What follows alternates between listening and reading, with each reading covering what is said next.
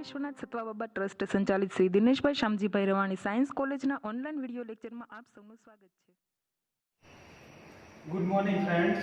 આપણે ગયા વિડીયો લેક્ચરની અંદર આપણે 3 એક્ઝામ્પલ જોયા હતા. જેમાં પહેલા 2 એક્ઝામ્પલ હતા જે કોને રિલેટેડ હતા તો કે આઇગન વિધેય અને આઇગન કિંમતને રિલેટેડ હતા. એમાં તમને કોઈ પણ કારક અને આઇગન વિધેય આપી દીધું હતું, એને અનુરૂપ તમારે તેની આઇગન કિંમત મેળવવાની હતી. એ આપણા હતા પહેલા 2 એક્ઝામ્પલ. પછી આપણે નેક્સ્ટ જોઈતું તો કે સમજૂતી આપો સાઈ સ્ક્વેર. તો સાઈ સ્ક્વેર શું છે તો કે ઇલેક્ટ્રોન મળી આવવાની સંભાવના દર્શાવે. શું દર્શાવે તો કે ઇલેક્ટ્રોન મળી આવવાની સંભાવના. એની માટેની શરત શું હતી તો કે સંકલન મોડ સાઈ સ્ક્વેર dt શું થવું જોઈએ 1 થવું જોઈએ. પછી એની પછી આપણે જોઈશું સાધારણીકૃત તરંગ વિધેય. તો સાધારણીકૃત તરંગ વિધેયની વ્યાખ્યા શું હતી તો કે તરંગ પ્રણાલીના તરંગ વિધેય સાય વડે ચોક્કસ કદમાં ઇલેક્ટ્રોન મળી આવવાની સંભાવના કેવી થાય મહત્તમ થાય તો તે વિધેયને સાધારણીકૃત તરંગ વિધેય કહેવામાં આવે. એની પણ શરત શું હતી તો કે સંકલન સાઈ સ્ક્વેર dt 1. આ હતી સાધારણીકૃત તરંગ વિધેયની ડેફિનેશન. પછી એના પછી છેલ્લે આપણે જોઈશું કે ઓર્થોગોનલ તરંગ વિધેય.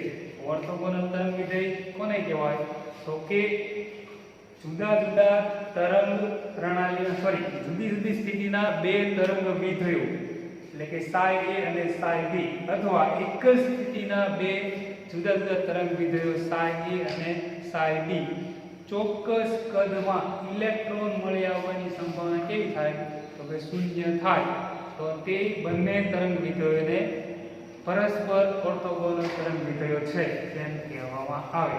એ આપણે જોઈતી ઓર્થોગોનલની ડેફિનેશન. પછી આપણે ત્યાંથી આગળ જોવાનું છે કે શ્રોડિંજર સમીકરણની તારવણી કરો.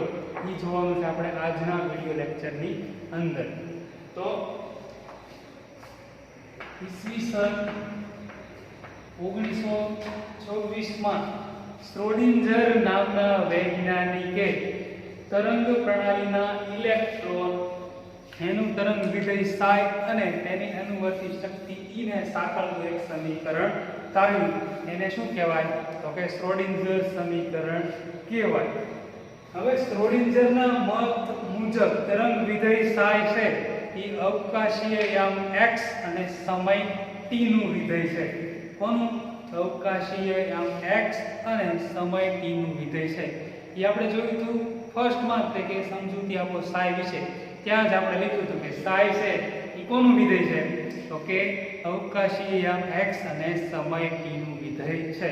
એવું કોને કીધું તો કે શ્રોડિંજર નામના વૈજ્ઞાનિકે કીધું. તેથી આપણે સાઈ વિશે લખવું તો શું લખી શકાય તો કે Sai f of x into g of t. એટલે કે સાઈ છે એ x અને t બંનેનું વિધેય છે. જ્યાં f of x is equal to 2a sin n pi x upon lambda અને g of t is equal to cos 2 pi v t છે. જ્યાં f of x is equal to 2a sin n pi x upon lambda અને g of t is equal to cos 2 pi v t છે. આને કહી દો સમીકરણ number 1. સમીકરણ number 1. હવે ઇલેક્ટ્રોનનું જે સ્થિર તરંગ છે એ આપણને ક્યાંથી મળે તો કે ઇલેક્ટ્રોનનું સ્થિર તરંગ છે એ સમાન અને વિરુદ્ધ દિશામાં ગતિ કરતા 2 પ્રગામી તરંગોના મિશ્રણથી મળે છે. ફરી એક વખત ઇલેક્ટ્રોનનું સ્થિર તરંગ સમાન અને વિરોધી દિશામાં ગતિ કરતા 2 પ્રગામી તરંગોના મિશ્રણથી મળે છે. એટલે કે ધારો કે કોઈ ઇલેક્ટ્રોનનું તરંગ છે પેલા એક દિશામાં સમાન રીતે આગળ વધે છે અને બીજી દિશા કઈ એની તો કે વિરુદ્ધ દિશામાં આગળ ગતિ કરે છે. હવે આ બંને તરંગો જ્યાં ભેગા થાય ત્યાંથી આપણને શું મળે તો કે ઇલેક્ટ્રોનનું સ્થિર તરંગ મળે. તેથી આપણે આના વિશે લખું તો શું લખી શકાય? તો કે તરંગ ગતિ ધરાવતા કણ માટે તરંગ સમીકરણ આપણે લખવું હોય તો કઈ રીતના લખી શકાય? ઓકે, તરંગ ગતિ ધરાવતા કણ માટે તરંગ સમીકરણ del square psi ના છેદમાં dx નો square is equal to 1 upon c નો square into del square psi ના છેદમાં dt નો સ્ક્વેર. સમીકરણ નંબર 3. આને કહીએ સમીકરણ નંબર 2. શું મળ્યું? સમીકરણ નંબર 3. હવે આપણે કોની જરૂર પડે? તો કે d સ્ક્વેર psi ના છેદમાં dx ના સ્ક્વેર ની જરૂર પડે, એવી જ રીતના d સ્ક્વેર psi ના છેદમાં dt નો સ્ક્વેર ની જરૂર પડે. શેના માટે? આપણે શ્રોડિંજર સમીકરણની તારવણી કરવી છે ઈ માટે. તો આપણે ફર્સ્ટ શું કરીએ? તો કે સમીકરણ નંબર 1 ની અંદર g ઓફ t ની કિંમત મૂકતા ક્યાંથી? તો કે સમીકરણ નંબર 2 માંથી. એટલે કે સમીકરણ નંબર 1 માં g ઓફ t ની કિંમત મૂકતા. તેથી સમીકરણ નંબર 1 કેવું બને? તો કે psi is equal to f of x as it is. f of x as it is. g of t ની જગ્યાએ કઈ કિંમત? તો કે cos 2 pi vt. cos 2 pi vt. સમીકરણ નંબર 4. શું કર્યું? સમીકરણ નંબર 1 માં g of t ની કિંમત મૂકી cos 2 pi vt. હવે સમીકરણ નંબર 4 આપણને મળ્યું, તેનું આપણે આગળ શું કરીએ? તો કે x ની સાપેક્ષે શું કરી દઈએ? વિકલન કરી દે. એટલે કે સમીકરણ નંબર 4 નું x ની સાપેક્ષે વિકલન કરતા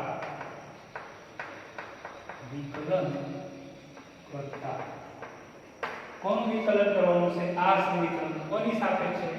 ઓકે, x ની સાપેક્ષે. તેથી આ વિકલન કરો તો શું થાય? તો કે d sin ના છેદમાં dx થાય. x ની સાપેક્ષે વિકલન કરો. હવે cos 2 pi vt કેવું? અચળ પદ. એટલે ક્યાં આવી જશે? આગળ. એટલે cos 2 pi vt. હવે into f of x છે. અહીંયા x તમને દેખાય છે એટલે એનું શું કરવાનું તમારે? વિકલન. વિકલન શું થાય? d of f of x ના છેદમાં શું થાય? dx થાય. શું થાય? dx. આને કહીએ સમીકરણ નંબર 5.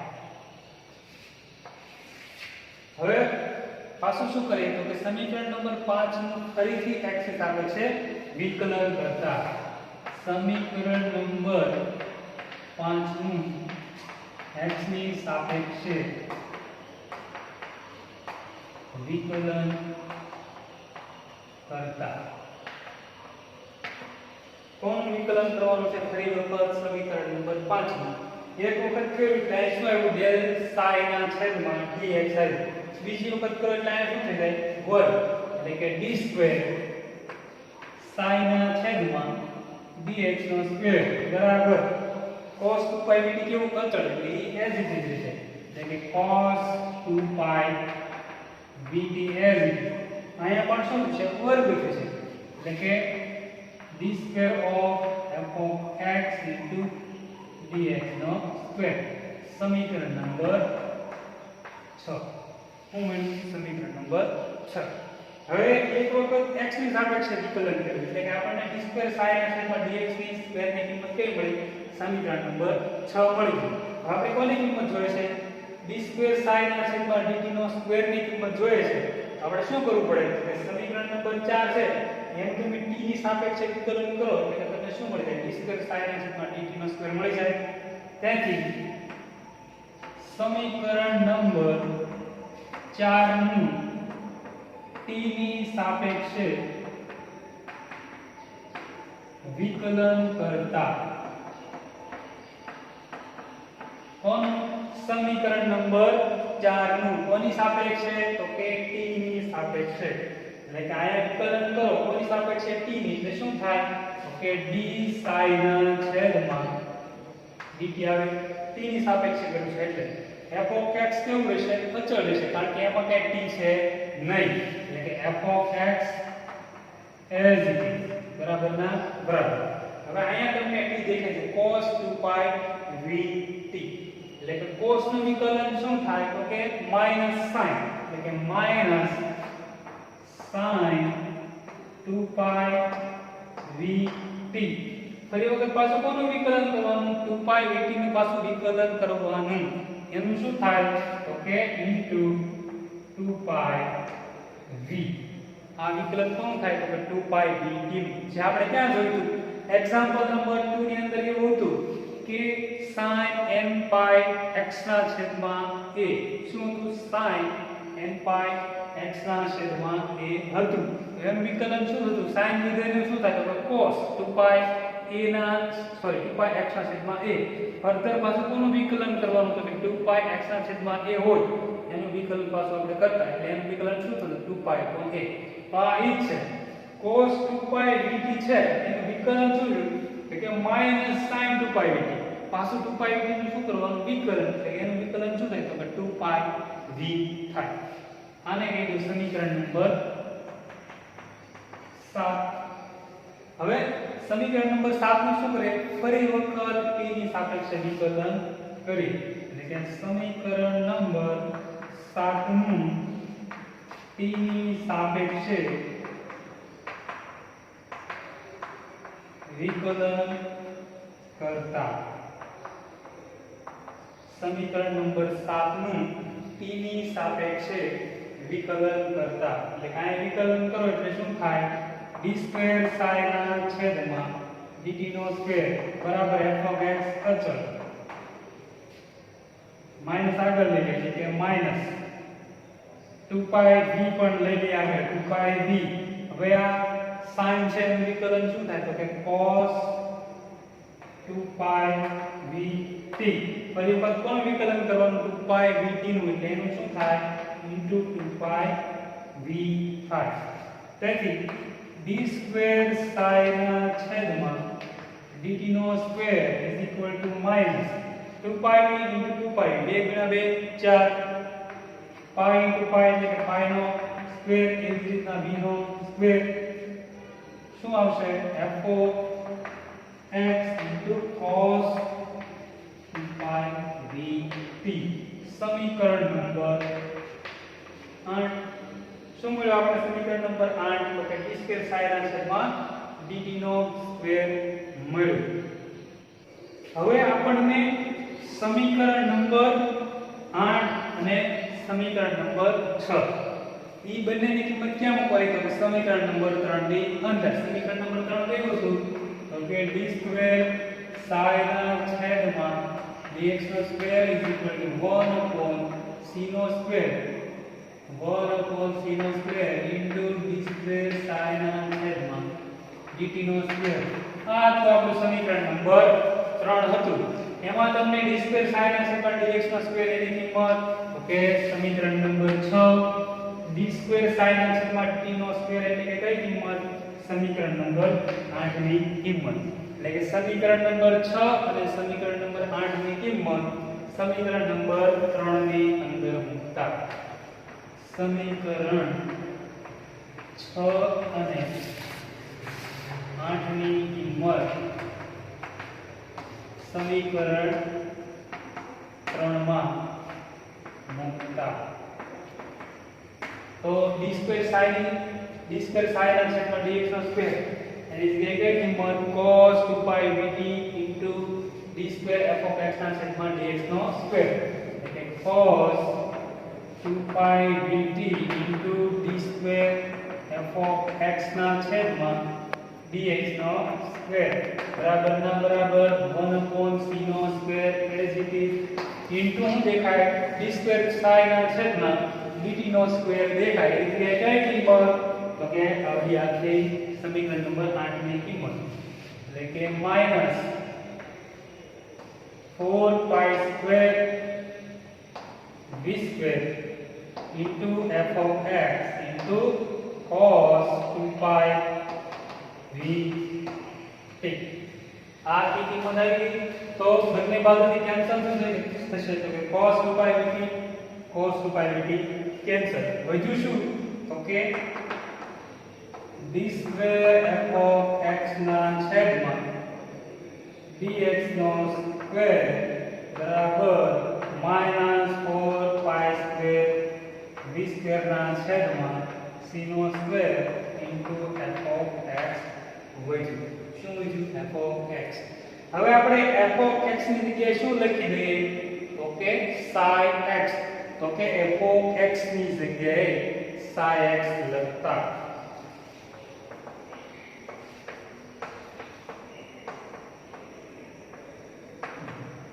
હવે શું કામ sin x? તો કે sin x છે ઈ અવકાશી આમ x અને t નું વિધેય છે એટલે f ઓફ x ની જગ્યાએ શું લખી દઈએ આપણે? sin x. એટલે આ સમીકરણ શું થાય? તો કે d સ્ક્વેર sin x ના છેદમાં dx નો સ્ક્વેર બરાબર minus 4 pi square v square ના છેદમાં c નો square into f of x ની જગ્યાએ sin x. શું થાય? sin x થાય. હવે v સ્ક્વેર એટલે શું? તો કે આવૃત્તિ. શું? આવૃત્તિ. v સ્ક્વેર શું હતી? આપણી આવૃત્તિ. એટલે કે આવૃત્તિ v શું થાય? તો કે પ્રકાશનો વેગ c ના છેદમાં તરંગ લંબાઈ લેમ્બડા. શું થાય? v c upon lambda. આવૃત્તિ v c upon લેમ્બડા. તો એની કિંમત આપણે ક્યાં મૂકી શકીએ? સમીકરણ 9 ની અંદર મૂકી શકીએ. v c upon લેમ્બડા એટલે કે v ની કિંમત સમીકરણ 9 માં મૂકતા. કોની જગ્યાએ? તો કે v ની જગ્યાએ મૂકવાની. એટલે કે સમીકરણ number 9 del square sin x ના છેદમાં dx નો સ્ક્વેર -4 પાઈ સ્ક્વેર ના છેદમાં c નો સ્ક્વેર એઝ ઇટ ઇઝ. હવે v સ્ક્વેર દેખાય એટલે શું મૂકવાનું? c upon lambda. હવે સ્ક્વેર છે એટલે શું થઈ જાય? એનો વર્ગ. એટલે કે c સ્ક્વેર ના છેદમાં લેમ્બડા નો સ્ક્વેર ઇન્ટુ sin x તો છેદ છે sin x as it is. હવે c સ્ક્વેર શું થાય? કેન્સલ. એટલે કે d સ્ક્વેર sin x ના છેદમાં dx નો સ્ક્વેર -4 પાઈ સ્ક્વેર ના છેદમાં લેમ્બડા ઇન્ટુ sin x. હવે માઈનસ વાળું પદ છે બરાબર ની આ સાઈડ આપણે કેવું થઈ જાય? તો કે પ્લસ. એટલે કે d સ્ક્વેર sin x ના છેદમાં dx નો સ્ક્વેર પ્લસ 4 પાઈ સ્ક્વેર ના છેદમાં લેમ્બડા ઇન્ટુ sin x 0. સમીકરણ નંબર 10. હવે આમાં તમને શું દેખાય? લેમ્બડા. તો કે લેમ્બડા એટલે શું? તો કે તરંગ લંબાઈ. તો કે તરંગ લંબાઈ લેમ્બડા શું સૂત્ર છે? તો કે પ્લાન્ટ અચળાંક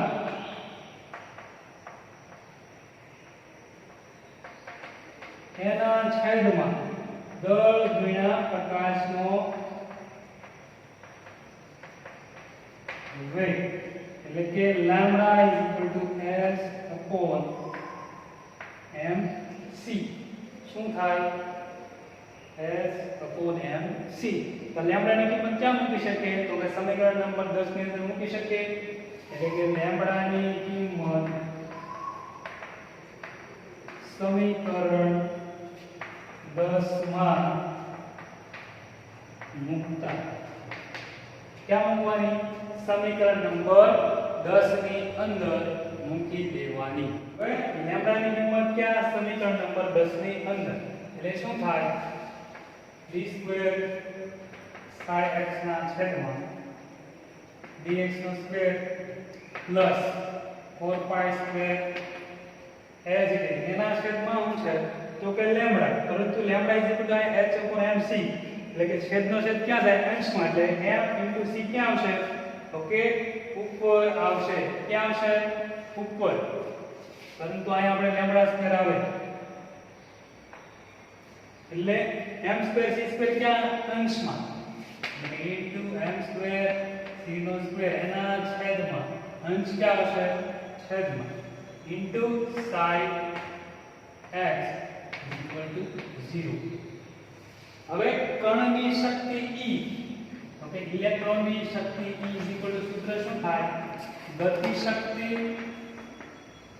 પ્લસ સ્થિતિ શક્તિ થાય તો કે E બરાબર ગતિ શક્તિ શું છે ઇલેક્ટ્રોનની તો કે 1/2 mc નો સ્ક્વેર સ્થિતિ શક્તિ v હવે v ને બરાબર ની આ સાઈડ લાવો તો શું થાય તો કે E minus v is equal to 1/2 mc નો સ્ક્વેર બે આ બાજુ લસા લઈ લો એટલે કે 2 into E minus v is equal to mc નો સ્ક્વેર શું મળ્યું 2 into E minus v mc નો સ્ક્વેર હવે તમને આયા શું દેખાય m સ્ક્વેર c સ્ક્વેર છે m સ્ક્વેર એટલે શું m into m એટલે કે m into c નો સ્ક્વેર હવે m into c નો સ્ક્વેર છે એની જગ્યાએ 2 into E minus e મૂકી શકાય જો આ m સ્ક્વેર એટલે શું થાય m into m એમાંથી આપણે એક m કોની સાથે લઈ લઈએ c સ્ક્વેર સાથે લઈ લઈએ એક m નામ પડ્યો એની જગ્યાએ કઈ કિંમત 2 into E minus v આમાં મૂકો એટલે શું થાય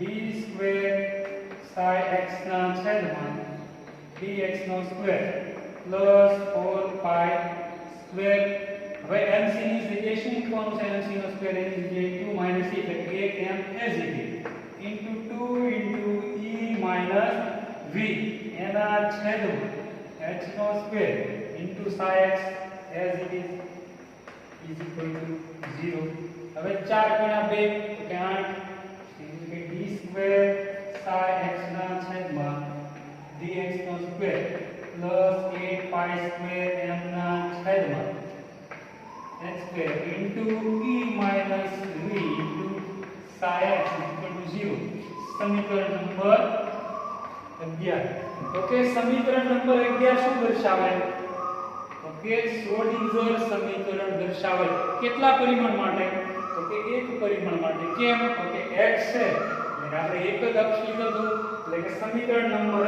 11 એ એક પરિમાણ માટે શ્રોડિંગરનું સમીકરણ દર્શાવે છે જો આપણે ત્રિપરિમાણ માટે શ્રોડિંગરનું સમીકરણ લખવું હોય તો x y અને z આ ત્રણ અક્ષ આવે x y અને z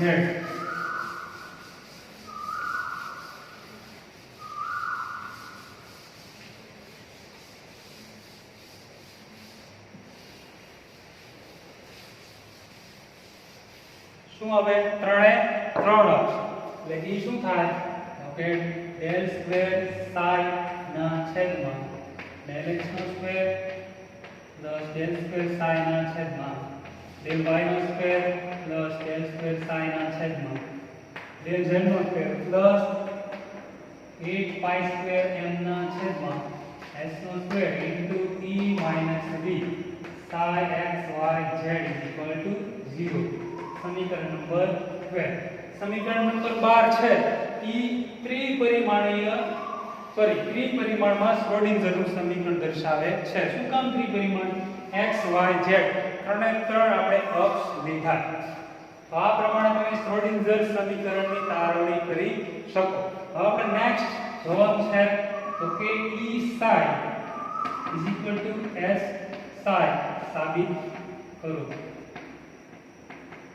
તો આ પણ કોના આધારે સાબિત કરી શકાય તો કે શ્રોડિંગરના સમીકરણના આધારે તે આપણે સાબિત કરી શકીએ તો કે જે સમીકરણ નંબર 12 છે એમાં તમને આવું દેખાય છે કે d સ્ક્વેર ના છેદમાં dx નો સ્ક્વેર પ્લસ d સ્ક્વેર ના છેદમાં dy નો સ્ક્વેર પ્લસ d સ્ક્વેર ના છેદમાં dz નો સ્ક્વેર આવું દેખાય છે એના બરાબર આને શું કહેવાય તો કે del સ્ક્વેર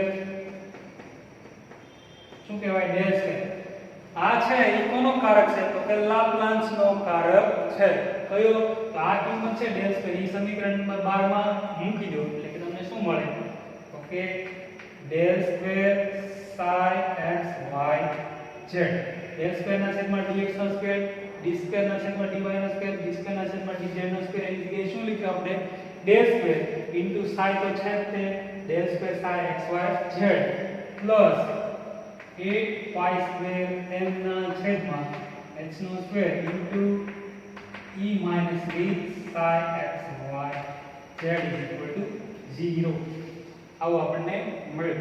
હવે શું કરીએ તો કે 8 પાઈ સ્ક્વેર m ના છેદમાં h નો સ્ક્વેર છે એને આપણે અંદર શું કરી દઈએ ગુણી દઈએ. શું ગુણી એટલે કે del square psi x y z as it is plus 8 pi square m ના છેદમાં h square into e psi ને પણ અંદર ગુણી દઈએ into psi x y z plus minus minus 8 pi square m ના છેદમાં h નો square into v into psi x y z equal to 0. હવે 8 પાઈ સ્ક્વેર m ના છેદમાં h નો square into e psi x y z આપણે બરાબરની આ side રાખી આને ક્યાં લઈ જઈએ બરાબરની ઓલી સાઈડ એટલે અહીંયા પ્લસ છે બરાબરની ઓલી સાઈડ જાય ડાબી સાઈડ એટલે કેવું થઈ જાય minus del square psi x y z. હવે આને પણ ક્યાં લઈ જાય ઓલી સાઈડ એટલે માઈનસ એટલે કેવું થઈ જાય કે પ્લસ 8 પાઈ સ્ક્વેર m ના છેદમાં h નો square into v into psi x y z આવું મળે. હવે આ જે સમીકરણ મળ્યું આ જે સમીકરણ એને આપણે શું કરી દઈએ કે x નો સ્ક્વેર ના છેદમાં 8 પાઈ સ્ક્વેર m છે એટલે બંને બાજુ શું કરી દઈએ ગુણી દઈએ કે આ સમીકરણને h સ્ક્વેર ના છેદમાં 8 પાઈ સ્ક્વેર m વડે બંને બાજુ ગુણતા x નો સ્ક્વેર ના છેદમાં 8 પાઈ સ્ક્વેર m વડે બંને બાજુ ગુણતા એટલે આયા ગુણો એટલે h સ્ક્વેર ના છેદમાં 8 પાઈ સ્ક્વેર m ઇન્ટુ શું છે તો કે 8 પાઈ સ્ક્વેર m ના છેદમાં h નો square into e psi x y z is equal to અહીંયા પણ ગુણાય એટલે એ શું થાય તો કે minus del square psi x y z into h square ના છેદમાં 8 pi square m plus 8 pi square m ના છેદમાં h square into h square ના છેદમાં 8 pi square m into v psi x y z આવું તમને મળે. બંને બાજુ વડે કોના વડે કે h સ્ક્વેર ના છેદમાં 8 પાઈ સ્ક્વેર વડે ગુણી એટલે આ શું થાય h square cancel 8 pi square m cancel એટલે વધે શું તો કે e psi x y z is equal to minus del square psi x y z plus અહીંયા પણ શું થાય કેન્સલ થાય એટલે વધે શું v psi x y z. હવે આ સાઈડ છે psi x y z કેવું લઈ લઈએ આપણે કોમન લઈ લઈએ. શું લઈ લઈએ કોમન સોરી અહીંયા ઇન્ટુ શું આવે h સ્ક્વેર ના છેદમાં 8 pi square m into psi x y z આવે. આમાંથી psi x y z common લઈ લો e psi x y z is equal to minus del square h square ના છેદમાં 8 pi square m plus v into psi x y z. Okay, e psi x y z is equal to h psi x y z.